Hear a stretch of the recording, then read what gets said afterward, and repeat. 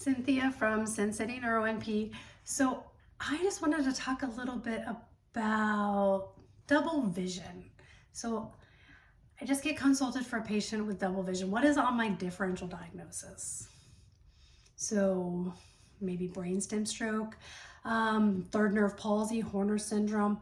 Mine though today, myasthenia gravis. That's what we're going to be talking about. So myasthenia gravis is a neuromuscular junction disorder. And basically your body's making antibodies against the receptors for acetylcholine.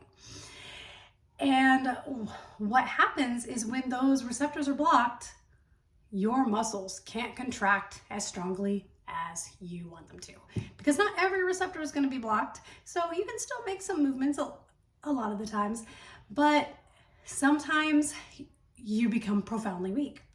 And the symptoms that I most see are those bulbar symptoms, meaning brainstem cranial nerve dysfunction type symptoms. So maybe eye movements and swallowing, speech, things like that.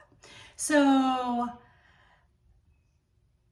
a lot of times you're going to see double vision because they have ophthalmoplegia, meaning their eye movements are weak, or maybe they can't move their eyes. And the thing with myasthenia gravis is it's fatigable weakness. So with time, they get weaker. So let's say I have them move their eyes, and as I have them move their eyes back and forth, back and forth, back and forth, slowly their eyes will stop moving. Same thing with their speech. Maybe they're just talking and their speech is nice and clear, and then as time goes on, they start muffle on their speech like this. And so it'll become muffled, and we call that hypophonia. And then other things is they may have problems swallowing, they may have problems with their breathing.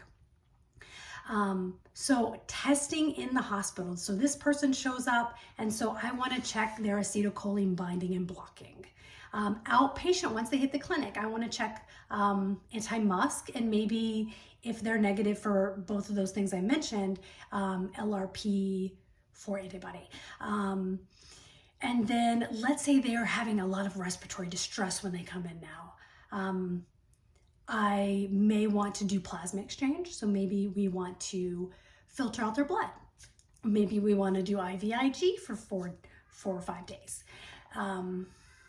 Maybe let's start Mystanon, pyridostigmine. So let's start that and let's see if they have a response, but that's only if they can swallow, but they also have IV and IM form, maybe depending on where you are.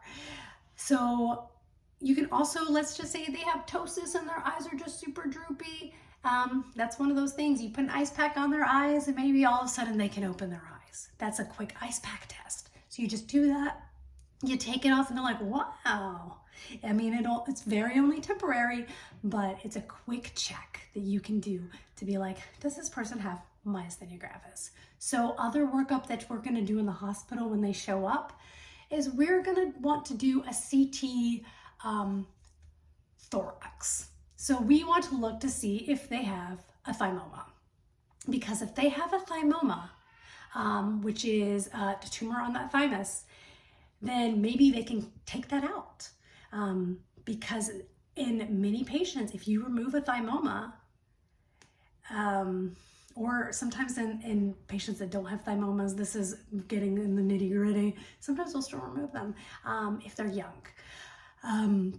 Because a lot of times that can, after about a year, cure myasthenia gravis. Not in everyone, so, but removing that thymus has been shown in a percentage of patients to cure them of myasthenia gravis. Some patients may not need to be on disease-modifying drugs. Some of them may need to be.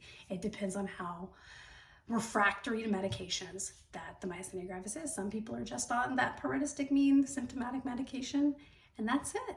They don't really have flares. Now, one symptom that I do sometimes see, and myasthenics also will have, some of them will come in and they will have neck drop.